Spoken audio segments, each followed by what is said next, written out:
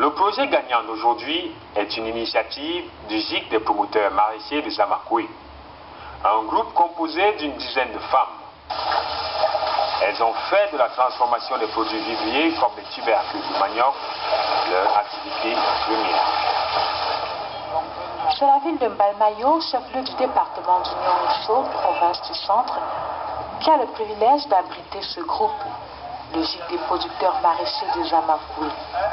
Une dizaine de femmes, pour la plupart originaires de la partie septentrionale du pays.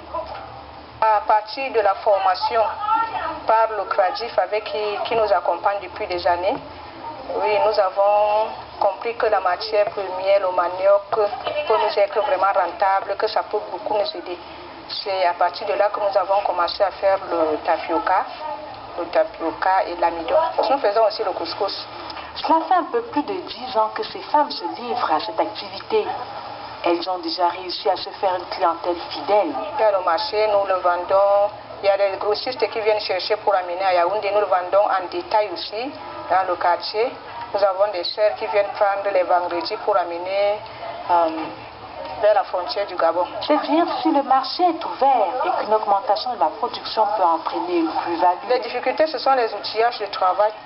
Donc la rappeuse qui est, vous voyez quand nous rappons, là nous avons les blessures à la main, donc c'est pas évident. Vous avez vu que le matériel de travail là c'est pas bon, c'est rudimentaire, vous voyez, artisanal là bon. Ce qui fait que nous ne pouvons pas produire en grande quantité. Il y a beaucoup de besoins mais nous ne pouvons pas satisfaire tout le monde. Le vœu du GIC Promazam et de ceux qui encadrent ces femmes est de s'offrir des outils de travail modernes.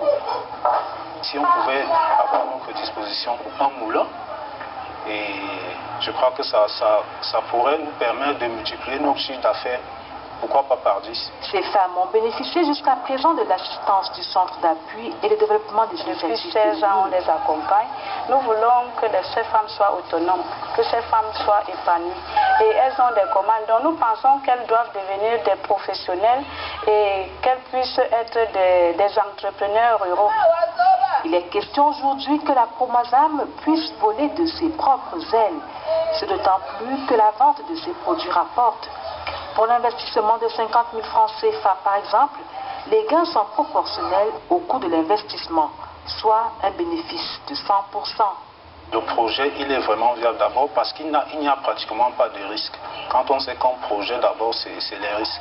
C'est-à-dire que quand on achète du maillot, on est sûr de le vendre et de gagner, d'avoir une valeur ajoutée. Et au niveau aussi de la main-d'œuvre, c'est-à-dire que là maintenant le projet permet de faire vivre environ 4 femmes, sans compter les emplois temporaires des femmes qui viennent. Donc ça pourrait nous permettre de générer de l'emploi, parce que en fait c'est ça, le projet pourrait nous permettre de générer beaucoup d'emplois, d'améliorer le niveau de vie également des femmes qui travaillent, c'est-à-dire qu'elles pourraient avoir ça simplement comme activité principale et ne plus rien faire d'autre et vivre décemment. Le financement du Fonds national de l'emploi va permettre à ces dames du GIC Promazam d'asseoir la légitimité de leur groupe en constituant une véritable petite entreprise et mieux à lutter contre la pauvreté.